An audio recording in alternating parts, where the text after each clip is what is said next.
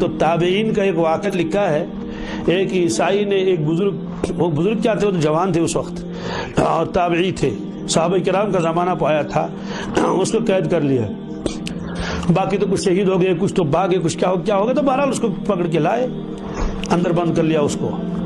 اب انہیں کہا اس کو شہید کر دیں گے، لیکن جو اس کے اپنا کمانڈر تھا اپنی فوج کا، عیسائی فوج کا، اس نے کہا کہ یہ بڑا قیمتی آدمی ہے، کیا بڑا قیمتی، بہادر بہت ہے، یہ تو اتفاقاً پھنس گیا، ورنہ یہ ہاتھ آنے والا، اس کے تو ایسے کارنامے ہیں، تو ایسا کر لیں اگر یہ ہمارا مذہب قبول کر لے گا تو بڑا کام کا آدمی ہے۔ انہوں نے کہا اچھا، کہاں پھر اگر ہمارا مذہب قبول کر لے گا کچھ لالچ والچ بھی دے دیں گے تو پھر جو ہے وہ ہمارا کمانڈر رہے گا۔ اس دن کا بہت اچھا، اب اس کو بہت کوشش کی، اس کو لالچ دے دی، اس کو یہ کر لیا، اس کو یہ کر لیا کہ سلطنت دیں گے، وہ کریں گے، اور تم کو گورنر بنا لیں گے، یہ بنا لیں گے۔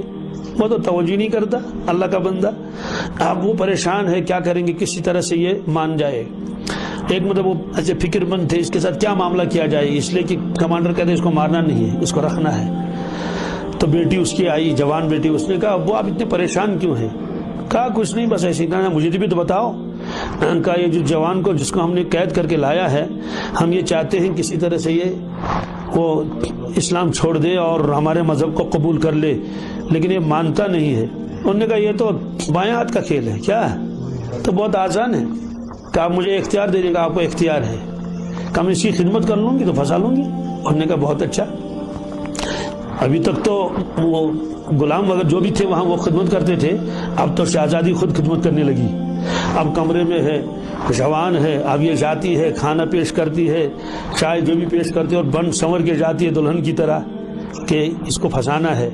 اب دیکھا 1 دن ہو گئے، 2 دن ہو گئے، 3 دن ہو گئے، کھاتے ہیں اس کے ساتھ بات بھی نہیں کرتے، دیکھتے بھی نہیں، 40 دن گزر گئے۔ کتنے 40 دن کے بعد اس نے کہا کہ ایک نظر تو اٹھا کے دیکھ لو، یہ بتا آپ انسان ہیں یا اور کچھ ہے؟ کہا کیوں؟ کہا اتنے دنوں سے میں بن سنور کے آ رہی ہوں اور آپ نظر اٹھا کے بھی نہیں دیکھ لیتے ہیں، ترچھی نگاہ سے بتا دیکھ لیا کوئی آ گیا اور کھانا کا معاملہ ختم، تو آخر آپ دیکھتے کیوں نہیں ہیں؟ اور میں خود شہزادی ہوں اور کوئی آپ کو اس طرح کی کوئی وہ رکاوٹ بھی نہیں ہے، انہیں گناہ کے لیے آمادہ کر رہے ہیں، تو آپ اتنے جو ہے وہ بچتے کیوں ہیں؟ تو انہوں نے فرمایا کہ میرے پروردگار نے نامحرم عورت کی طرف دیکھنے سے منع فرمایا ہے۔ کیا؟ میرے پروردگار نے نامحرم عورت کی طرف دیکھنے سے، اس لیے میں نہیں دیکھ سکتا۔ اب وہ اور حیران ہو گئی، اور اس نے دیکھا کہ ابھی کسی طرح قابو میں نہیں آئے، پھر اسے کہنے کہ آپ کا اپنے اللہ تعالیٰ کے ساتھ اتنا تعلق ہے؟ اس نے کہا ہاں اتنا تعلق ہے، اس کی نافرمانی نہیں کروں چاہے جان چلی جائے۔ وہ سمجھ گئے تھے کہ یہ ان کی کوئی چال ہے۔ اس نے آخر میں اس سے اور بھی باتیں کی دین کے بارے میں، تمہارا دین کیا کہتا ہے اور کیا کیا، حضرت نے تو بتا دیا یہ، اور اس نے کہا کہ اگر تمہارا اسلام اتنا پیارا مذہب ہے اور تم کو اسلام اتنا پیارا ہے اپنی جان سے زیادہ، تو میں بھی اسلام قبول کر لوں گی، لیکن بتانا کسی کو نہیں، بتانا۔ اس نے کہا چلو ٹھیک ہے، تو اس کا کلمہ پڑھوایا۔ اب جب کلمہ پڑھ لیا اس نے، اب ظاہر سی بات ہے وہ تو بچانے کی کوشش کرے گا یا مارنے کی؟ اس نے کہا ٹھیک ہے، آپ میں ایسی ترکیبیں کر لوں گی کہ آپ بھی بچ کے نکل جائیں گے، چلے جائیں گے، کسی کو خبر بھی نہیں، اور میں بھی تمہارے ساتھ لے جاؤں گا۔ تم نے کہا بہت اچھا۔ تو اس کے بعد کیا کر لیا اس نے؟ اسلام تو قبول کر لیا تھا، تو اب ظاہر سی بات ہے سب کس کو کیا خبر ہے، تو اس طرح سے موقع پا کر پورا پلان بنانے کے بعد سب ایک مرتبہ خواب غفلت میں تھے، وہ جوان کو لے کر وہ چلی گئی، اسلام قبول کر لیا۔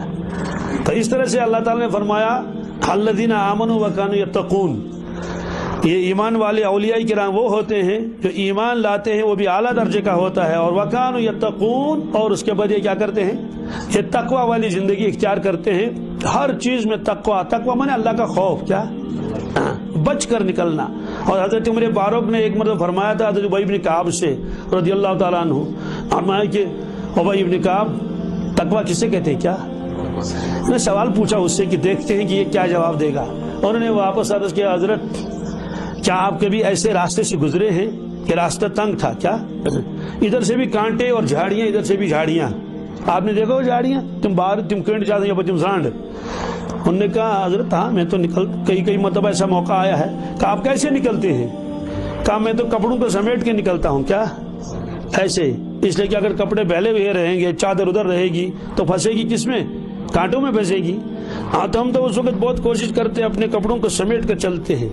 کہا حضرت بس یہی تقویٰ ہے، یہی بس یوں سمیٹ کے نکلنا ہے. کیا جی سمیٹ کے نکلنا ہے، کہیں دامن جو ہے وہ خراب نہ ہو جائے اور وہ نہ ہو جائے اور یہ نہ ہو جائے. دوسروں کے حقوق کو دیکھ دیکھ کے اور اللہ تعالیٰ کا خوف دل میں رکھ رکھ کے چلے جانا ہے. اس لیے فرمایا کہ الذین آمنوا وکانوا یتقون، پھر آگے لہم البشریٰ فی الحیات الدنیا وفی الآخرہ لا تبدیل لکلمات اللہ. ان لوگوں کے لیے تو بشریٰ ہے دنیا کی زندگی میں. کس میں؟ اب اس کی تشریح آگے آئے گی. فرشتے جب آتے ہیں ان کی روح قبض کرنے کے لیے، ان سے کہیں کہ ڈرو مت، اللہ تخافوا ولا تحزنوا وابشروا بالجنۃ التي کنتم توعدون. اب بہرحال یہ ہے اولیاء کرام چاہے وہ کرامتیں دکھائیں یا نہ دکھائیں، کرامت دکھانا کوئی ضروری نہیں ہے، بلکہ اصل کیا ہے؟ اصل ایمان اور تقوی والی زندگی ہے.